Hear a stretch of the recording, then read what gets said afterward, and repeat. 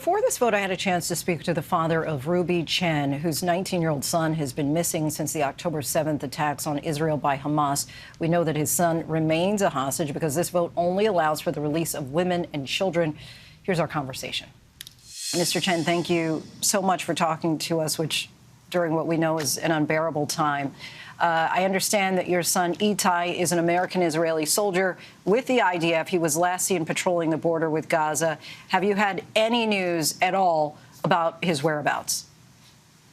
Unfortunately not. We say evening 47. He, to be precise, was abducted and kidnapped on October 7th. And since then, we have not gotten any indication of his health condition or his whereabouts. But according to the IDF, he is in Gaza. What are the chances that your son will be part of this initial round of hostage negotiations? Are you being told anything? Slim to none. The initial deal is about women and children. But, we need to be joyful for the families that will be united because they are part of our family now. Let's call it, getting to first base, where hopefully this is a framework for additional deals to happen.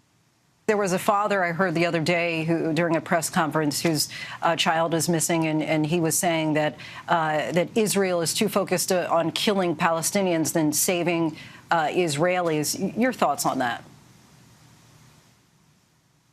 I think what happened and is happening to the Palestinians in Gaza is terrible. But I think we also need to acknowledge the fact that the Palestinian people are being held hostage by Hamas as well. It is highly unfortunate what happened, but let's not forget how this started. The Hamas terrorist organization went out and killed, massacred, burned people, raped women, beheaded kids. Has anyone from the U.S. government reached out to you directly? After October 7th, a couple of days after, we had a Zoom call with President Biden himself. The call was supposed to be for 15 minutes. And after 15 minutes, his aide wanted to move him on to the next topic, but he actually looked at his aide and told him, last time that I checked, I am the U.S. President of the United States, and I will tell you when this meeting should end.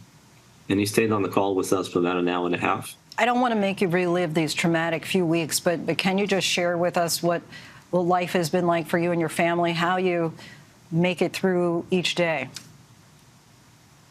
Yeah, pain is an understatement. It's difficult to explain the feelings that we go each day. It starts by not knowing if you are in a sprint or a marathon, and ends by working for 20 hours.